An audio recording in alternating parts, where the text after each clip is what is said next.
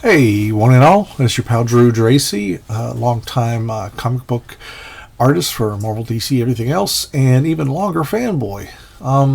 This came out quite some time before I started discovering comics, and then I eventually got all the back issues. Marvel 2-in-1 was probably one of my favorite books of the 70s because The Thing, Bashful Benjamin, with his many, many quotable terms, not just clobbering time, but what a revolt and development, and he just was fun. He was just a fun character, and they've yet to really translate him on the big screen just right. They have to kind of make him a little more realistic, but he's a character that is uniquely suited pretty much only for comics. I mean, I'll give the new FF down the road a shot. But so anyway, the first issue of Marvel 2-on-1 typo, Marvel 2-in-1, The Thing, Man Thing, wacky title. I think maybe somebody was indulging with cannabis, and it wasn't Steve Gerber. He was completely clean. He didn't drink. He didn't smoke. He didn't do anything. But he had maybe that made him even come up with crazier shit. So lovely cover. There's actually a third issue. But this is actually the third issue of a Thing co-starring title. The previous two issues were Marvel Feature, which started off with 3 issues of the Defenders when they first formed, several issues of Ant-Man when it went on for a little bit, and then last couple issues was The Thing and the Hulk, and then The Thing and Iron Man, and they were both drawn by Jim Starlin, written by Mike Friedrich, and inked by Joe Sinnott. And it was such a big hit, they said, well, let's give it a whole new, we'll give him his own title. So they did that. Love that cover. And very rare Gil Kane pencils on this title. He did, I think the first 3, I don't know, he only did a couple of the early issues. He was mostly the cover guy. He did tons of covers. And it was quicker money. It's like, why do you have to draw all those little panels and tell the story? And hey, I'm not begrudging him that. Steve Gerber is still a pretty new writer. He had written, he wrote Daredevil, and it just didn't work. It had Outer Space and Moondragon and just all kinds of weird stuff that it really wasn't fit for the title. And he also did some other stuff too. But he really made the Man Thing a pretty popular character, which is pretty weird because at the time Swamp Thing was coming out, it was becoming popular, and there is no way creators of both Swamp Monsters didn't have a hint of knowledge of the others. There was no way. There was no way, because this was the era of fans becoming pros. They weren't these old men coming up with stuff, or guys that could just hack out any imaginary story, quote, in a book. So I'm sure there's been, that stuff goes right. Get to your point, Drew. Well, Gil Kane drawing The Thing, and it's so odd because he's using small rocks to delineate the figure of Ben Grimm, and actually that should be more the norm, because everywhere else, pretty much everywhere else, except for Gil Kane and maybe a few others, the rocks were always a lot bigger, and it became a little more designy. But this makes more sense as far as his ability to move. Mike Waringo, back in 2002 or something, he had the brilliant idea to add thin little brick-like pieces around where his ankles and his wrists would be. And that made perfect sense, but nobody's followed on that since. So anyway, Ben Grimm, love him. So this is one of the dumbest books I've ever read. Back then, when I was reading comics, I sort of went along with everything. But looking back, it's extremely goofy. Well, starts off with Ben Grimm, The Thing, holding the Times. This is it, the last straw. You hear? Ain't bad enough being the Thing. This bug-eyed mudball's gotta come along and rip off my name. Well, you're not getting away with that, slime puss. I've been the only one thing for too long, and I'm not gonna let a hunk of muck steal my thunder. Please, you're wrecking my store. What did I do to offend you? For one thing, the newspaper and magazines are calling him the Man Thing. He's not going around and say, hey, here's my press agent. I am the Man Thing. I'm the new cat in town. But yeah, it's just it is like the weirdest, most absurd premise ever.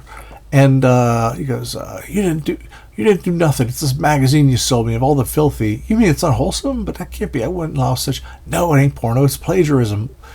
And it's like Ben Grimm. There were times when he was written in Marvel 2-in-1 where he really was kind of a creep. He was kind of mean spirited. Like there was an issue, I think 11, with the Golem, which was drawn by Bob Brown, and it was a continuation of that canceled series, where the Thing and Alicia are running to catch a train and they're way behind. So the Thing holds onto the train and digs his feet in and creates all this trouble and all this destruction. And then he's like, I'm on the train and everyone's looking at me dirty. It's like, I'm just trying to be Ben Grimm. It's like, you just destroyed, $1 million worth of property. So anyway, he's kind of being nasty to him. He's like, the fare to Florida is slightly higher. It can't be higher than the Baxter Building. That makes my credit good, ain't it? Look at that Senate inking. Wow, that's some super tight work. So the Thing gets his ticket and everything.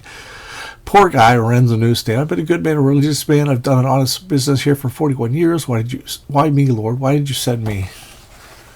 So, Ben's 100% self-centered here. This is such a great... What's weird is it's only 17 or 18 pages long, and this is the one rare time that I would ask for, like, decompression. Because this book was only 18 pages. The book's going back, and then around 1980, I think it was Jim Shooter who decided to make the book 22 pages. And those extra 5 pages were a tremendous help. And then a few months back, a few years back, Marvel, in its infinite wisdom, decided to cut them back to 20 pages and raise the price. There you go. So Ben's just kind of like thinking, little glory is all I got on earth, and it hurts to see it slip away. I'm like, so you went through all this destruction and mean-spiritedness just because this character has been named by... So we're on this other planet where the Watcher back in Fantastic Four 20, we're going way back machine, like the 62 or 63, and the Molecule Man was sent away from Uatu, the Watcher, who never interferes with other happenings. He breaks out all the time. His what do they call that? Their code of conduct, I guess. Well, apparently the Molecule Man, he ends up on a planet where his time moves differently. He's all of a sudden he's a withered old man, and he's with his son, and you're like, where did he get a son? I don't know anything of a mom or anything. It's just did he get him out of a petri dish? But it was weird. But that's not so weird. He starts to get up. You have my word, Father. I will not rest until your enemies are dead. I love these things at the bottom. When I was drawing my own comics, I would write that shit at the bottom of my pages too. I just fell in love with it. I love me like a monochromatic panel right there. Beautiful. So he goes to these machines that affect living molecules. And how about that gorgeous Kane take on Jack Kirby stuff? That's beautiful. And, the son of Molecule Man, he gets the Adam Warlock pose treatment, or even Michelangelo treatment. Ooh, 8-tracks. Yeah, they were a thing way back when, so to speak. So anyway, this guy lands on Earth, and he's like, it's son, the Molecule Man lives again.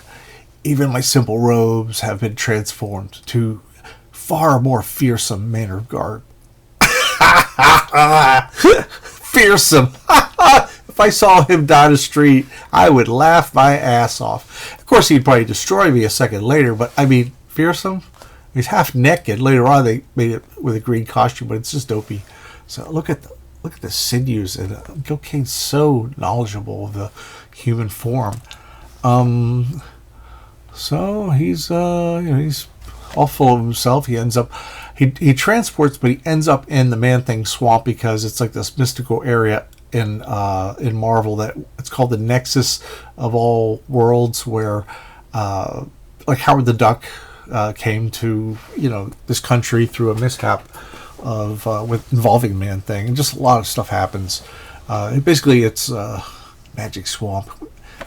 Is this thing coming towards him? And Man-Thing, no! And now he's growing ancient because until he realizes, hey, I got a whole lot of that wand of mine. And so the Man-Thing, I don't like the Man-Thing because he is whatever Gerber or whoever wants him to be. He's such a deus ex machina. He shows up when the right time's there, and it makes no sense half the time. And the weird thing is, he lets the guy go away. He's supposed to be sensitive to emotions. The Man-Thing, and fear is what he hates the most. And people who know fear burn at the touch of the Man-Thing. That's like the one, and I like that. But his other emotions are just very odd. He's basically just a passive observer. So anyway, things head towards the Everglades, and he's like, next stop is 40 miles, and Ben's being a real jerk in here, It's like, geez, if this was my first issue ever that had the thing on it, I would be like, this guy's a jerk. Is he the hero? So his vines hit him. It is I, the son of the Molecule Man. I am the TV son of TV's Frank on Mystery Science Theater. So, get into a little bit. Now, all of a sudden, despite all the sundry human faculties he lacks, the Molt monster does possess certain talents which men do not. Among them, the ability to recognize evil, even in its most subtle guises. Sorry, gang. And I'm like, yeah, well, why not do it right there? I mean, the guy's pissed his pants for a second, and then he gets his power back, and he's like, ah. It's like, why? It's just too convenient. It's like it's sort of like go with it, but I don't know. If you forget half the things in this book, it's still a very stupid story.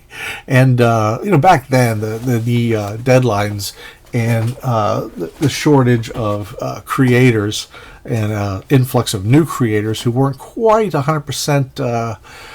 I don't know. Maybe not ready for prime time, but maybe not. Because back in the early comics were still treated as like a vulgar, stupid ass thing to read. You throw away your comics when you go through puberty and whatever, you outgrow them. So this was meant to be like, okay, anything goes. So he turns both the Man-Thing and the Thing into Ted Sallis and Ben Grimm, respectively, and so he's yammering on and on. He says, we should be rejoicing. We're free, both of us. I ain't getting through with the anti-cells. We've got to go back to being freaks, or the rest of the FF's going to die. Man. Like Kane just works those faces. These are the up-and-coming Marvel value stamps. If they had numbers on them, I would cut them for you live on TV. Anyways, like, this one malfunction. He wants to go to New York City. He goes, I'll walk to New York if need be. And big old footnote. The malfunction is not in the wand, but in the swamp. For here, the nexus of mystic fortunes, the law of science, off to go awry, as in the accident that birthed the Man-Thing himself, Steve Gerber. And, they're just doty-doing around. So Molecule Man hits the streets, and his powers kick in. He's like, ooh, doggies. I'm like, shake the rug. I'm going to make this, do the old, the Hulk bit where he would shake a piece of ground, and tanks would go flying and such. Evel Knievel. Everyone I know in my neighborhood had an Evel Knievel toy, and they would always end like when we'd make the crash a little bit higher than the last time, and we'd just do it so many times. Okay, here's another inconsistency. So he takes this nobody, he calls him, and turns him into Reed Richards' Fantastic Four. And he goes, no, let me go. I haven't done nothing to hurt you, mister. And then he makes the person stretch, really torturous. It's really, and he dies. It's a horrible thing. And, Ben's like, you just killed that guy rather than accept to feed your ego. What kind of scum are you? I do not like you this way. So he goes, in your human form, there's a quality of nobility about you that troubles me. I prefer you as a blue, orange-skinned buffoon. Fella, you just made the mistake of your life. And, he can't be beaten by brute force. Can't you see that? He'll kill you, Ben. Swat. So, the Wonder Wand crackles once more. Its energy is now directed at Ted Salas. For a moment, his entire form quakes with the terrible pain of transmutation. Then a man is gone. Then the man thing rises. La la la la. He recognized this living rock pile. I don't mean to say rock pile as in Nick Lowe and Dave. What's his name? I just ruined my own joke. Dave, what's his name? So he just remembers last time he got hit by the thing, and so sploosh. So good. What are we gonna do? The pity of one monster and plight of another. So he's just laughing and and he takes the goop from the swamp thing and smacks that. Like, great shot, man. It knocks the wand out of his hand. And he's like, I am aging. And he crumples the dust trying to reach that wand. Ben's trying to get it to work for him. To switch back. Nothing. Not even a lousy fizz. And it's nothing happening. And he gives it to this little red-headed kid. And he's like, I'm king of the universe, master of the world. Wee. Check out these lines from Joe Sennett. And he's like a total brush guy. I mean, I would probably end up doing that with either a rapidograph pen or a quill, for something like dainty.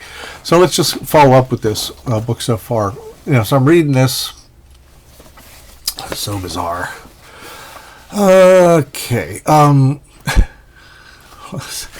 This is just too goofy. Too goofy. Have you noticed anything different about our latest Marvel mags?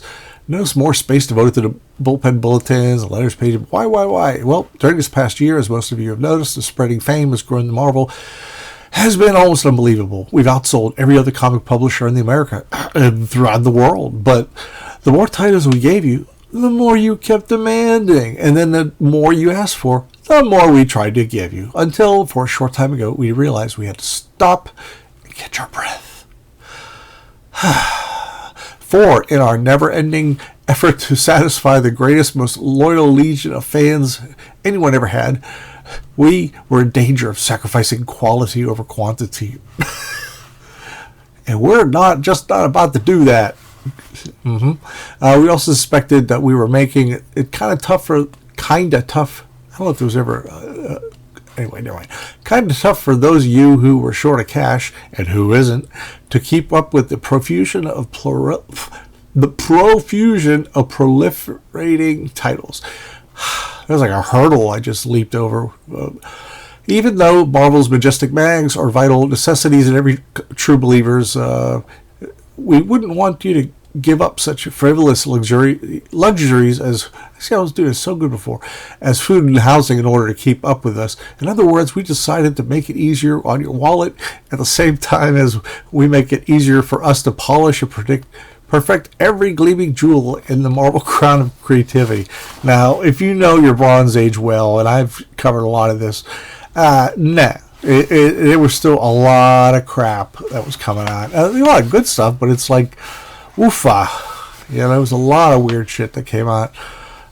And that's the reason you won't have Beware the Cat or for a while. Night Nurse has broken her appointment. Yep, we've reluctantly given vacations to a few of our secondary characters in order to devote more time and effort to our world-famous line of scintillating superstars. So fret ye not, O seeker of the truth. All thy favorites are alive and well in Marveland, whilst in our sensational 75-cent thrillers also still await the blah, blah, blah. They're talking about the black and white magazines they did.